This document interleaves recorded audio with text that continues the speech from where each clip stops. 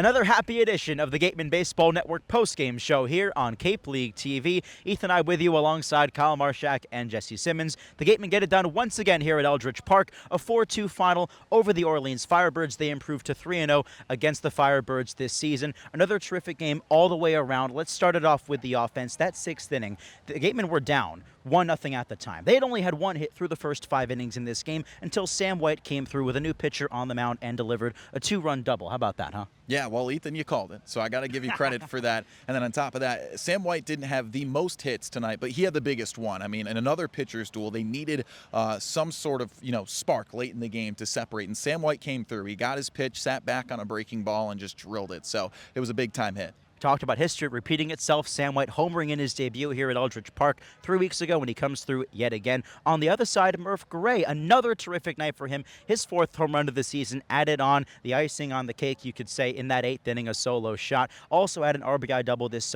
game as well. A terrific night for Murph. The CCBL has a new hit king leader right now, and it's Murph Gray. 32 hits, a team-leading 20 RBIs. Murph Gray, as you can see, the wind is blowing on us right now, around 30 miles an hour through this game. He hit a ball at an exit velo of 103. You got to be a man to hit that. And I said, do you realize how strong that is? He said, no, but I look back at my motto of KISS, and it's keep it simple, stupid. And so that's what he did. I was able to break the news to him. He didn't know, and that's what he reverted to that motto with Coach Mobbs, and they just work every day. It was a really good day at the plate, and he used some strong man hands to get that ball out. Yeah, terrific night from Murph, and he's standing by now with our very own Madison Walker. Thanks, guys. I'm Madison Walker. I'm here with Murph Gray. Murph, you just hit your 4th home run of the season. Talk to me about the at-bat, the pitch. I got to know about it. The pitch before, he threw me a fastball down and in, and I was just thinking, man, I'm going to miss my pitch. Stepped out, regrouped, looked right center, had the same approach, got the same pitch, drove it a long way. Talk to me kind of about the mental aspect of the game and walking up to the plate. What do you think about? What do you tell yourself? I tell myself to slow the game down. If you think too much, you're too big. You tend to speed the game up, and then you miss your pitch or you losing that bat. So I was just thinking real simple, right center approach, and get something I can drive. I see you have a Mobbism hat on. Did you get the Mobbism of the game? Did he tell you something? Talk to me about that. So what happened during our pregame, our warm-up, we did a low T competition, and I won for the 2nd time. 2-time champ. Mm-hmm. Okay. Yep.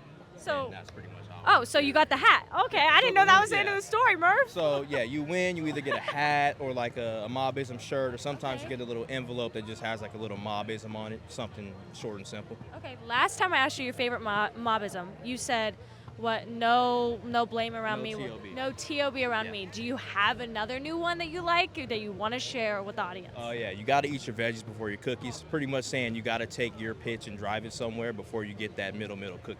So eat your veggies before your cookies. Wow, you're out here spreading Mobbism wisdom. I really like that. I'll do it for Mobbism. I like that a lot. And then tell me, how are you and the team feeling right now? You got the win, first day of the week. Talk to me about that. We're feeling great, especially after a big off day. We got our much-needed rest, and we came out ready to play, and we got a nice win. I like it. Well, thank you so much, Murph. Thank you.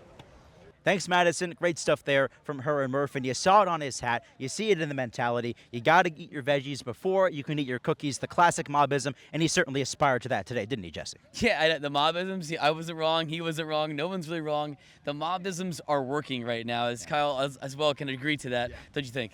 Yeah, I mean, it's something that we've been able to stick around with all year. Mike Mobbs is always preaching it. Is it a religion, a philosophy? I'm not sure, but whatever it is, he preaches the veggies are the outside part of the plate. The cookie is the middle of the zone, and clearly Murph Gray got his cookie today. Yes, he did. The Mobbisms certainly are working. Now let's talk a little bit more about the pitching side of things today. Tate McGuire making his 5th start of the year out of Arkansas, and his 3rd against the Orleans Firebirds. Talk about history repeating itself, and he ded that yet again here today. 5 innings of 1-run ball. He got the win. He looked terrific today, Jesse.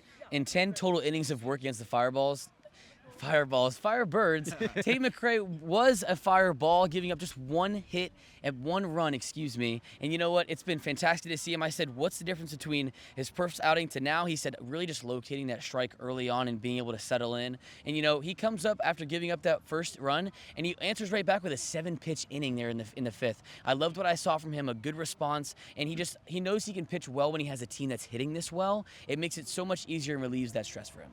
He went up against Cody Bowker today out of Vanderbilt. He was equally as terrific through the first 5 innings, only allowed 1 hit before the Gatemen broke through in that 6th inning, but then it became the bullpen's ball game. Tony Pluta out of Arizona came on to relieve Zane Coppersmith with a bases loaded, nobody out situation in that 7th inning. Gatemen were up by 2. He allowed just 1 run, but he proved today that he is one of the most underrated relievers in the Cape League, isn't he? Yeah, I mean, he's hovered just below that innings count to be a qualified pitcher all year, so no one's going to pay attention to it when they're prepping on the team. You know, who looks so strong? Well, Tony Pluta is ridiculously good. I can count on 2 hands how many times he's appeared this year. I mean, we're just past halfway through the season, and I can count with 1 finger how many earned runs he's given up. It was 2 outings ago that he gave up his first and only earned run this year. A pitch-to-contact guy that gets so many weak hits. I think I've seen maybe 2 line drives actually hit well off of him this year. He is such a precise pitcher.